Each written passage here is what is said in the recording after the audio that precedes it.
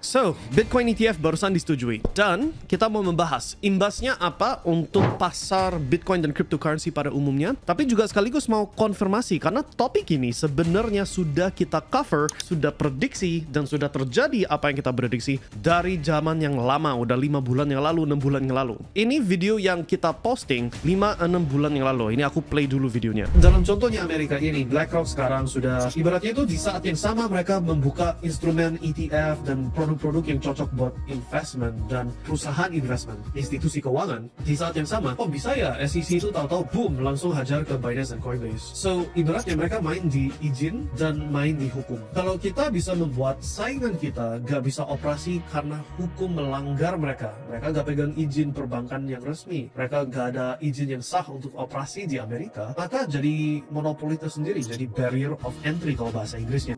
So dari awal topik Bitcoin ETF jadi gosip, oh mungkin bisa terjadi, ini sebenarnya kita sudah kasih analisanya bahwa timingnya akan mereka itu harus minggirkan dulu pemain-pemain lama. Pemain lama siapa? Coinbase, Binance, sejenisnya ini. So barusan sebulan lalu, 2 bulan yang lalu aku lupa, si CZ, pendirinya si Binance, dimasukkan hukum pidana. So udah keputusan hukum pidana dan tinggal keputusan berapa lama masuk penjaranya. Right? So mereka sudah minggirkan saingannya si BlackRock untuk bisa memonopoli dunia Bitcoin, dan sekarang karena sudah main playernya sudah gak ada di gambarannya, baru mereka sekarang bilang oke, kita luncurkan si Bitcoin ETF. So ini semua gak ada surprise-nya bagi kita. Nah, apa ini imbasnya kalau BlackRock munculkan Bitcoin ETF? Ini sudah terjadi sekarang. Ya artinya ini jadi instrumen finansial yang mana institusi di level hedge fund, insurance companies, wealth management companies dan lain-lain, mereka sekarang bisa cemplungin dana ke dalam Bitcoin. Sebelum ETF ini muncul, sebenarnya nggak boleh sembarangan masuk ke Bitcoin, si perusahaan-perusahaan gede ini, right? Kenapa? Karena cara perusahaan ambil keputusan masuk dana ke aset A atau B harus turut pada aturan perusahaan tersebut. So, semua perusahaan ada yang namanya constitution dan ada aturan yang menentukan dengan aturan baku, perusahaan ini boleh pakai dana klien untuk invest kemana saja. So, mungkin ada satu hedge fund yang khusus hanya boleh masukin duit 30% ke saham, 30% ke obligasi, 30% ke emas atau sejenis itulah. Ini aku cuma ilustrasi doang, right? Nah, kalau si constitution atau aturan dalamnya si perusahaan ini bilang perusahaan ini nggak boleh pegang aset apapun yang nggak terdaftar di stock exchange atau di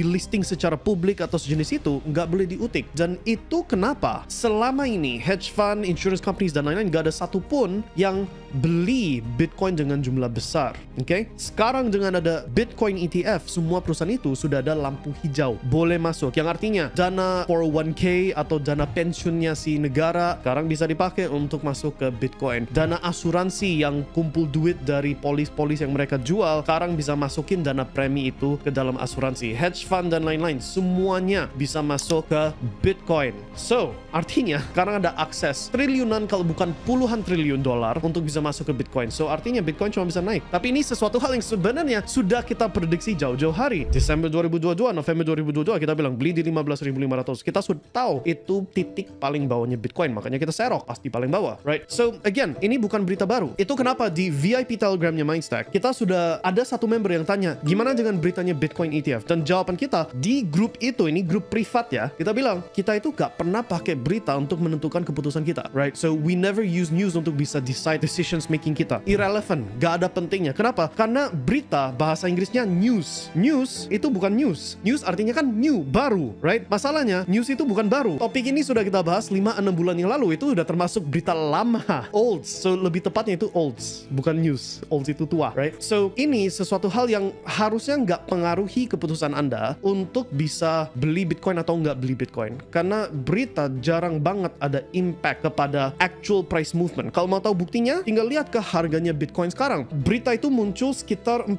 jam lalu sebelum aku lagi rekam sekarang, oke? Dan dalam waktu 4 jam itu harga Bitcoin sama sekali gak gerak. Padahal ini berita super penting secara teori. Ini berita yang kasih lampu hijau untuk triliun dolar dari perusahaan institusi keuangan besar untuk bisa masuk. It didn't happen. Gak terjadi sama sekali. So itu membuktikan bahwa berita itu gak ngaruh sama sekali ke keputusan kita invest atau enggak ke aset manapun, bukan cuma Bitcoin. Oke? Kecuali ada beberapa exceptions ya, pengecualian. kalau berita nuclear bomb, nuclear war atau sejenis itu, something yang bener-bener imbas super besar, baru mungkin itu black swan, mungkin itu faktor X yang tak terduga, ya kan? Tapi di luar itu, this is not sesuatu hal yang pengaruhi keputusan kita. Nah, omong gitu, ada sisi lain, sisi gelapnya untuk si ETF Bitcoin dari BlackRock ini. Ini sebenarnya salah satu cara untuk mereka bisa monopoli dunia Bitcoin. So, kalau kamu lihat ke histori uang, bukan histori mata uang, bukan histori US dollar atau histori Japanese yen, tapi histori uang dalam segala bentuknya uang. Karena uang itu bukan hanya rupiah, dolar atau sejenis itu ya. Kalau kita tarik 500 tahun ke belakang, 1000 tahun ke belakang, uang zaman itu apa? Ada silver, ada gold. Kalau kita ngomong 2000 tahun yang lalu, uang itu sapi. So, sapi itu dianggap uang. Nah, even dari zamannya Romawi, zamannya mereka mesti pakai perak sebagai uang. Bukan emas, tapi perak. Dari dulu, siapa itu yang mengontrol seluruh negara itu adalah siapa yang mengontrol supply terbanyak uang itu.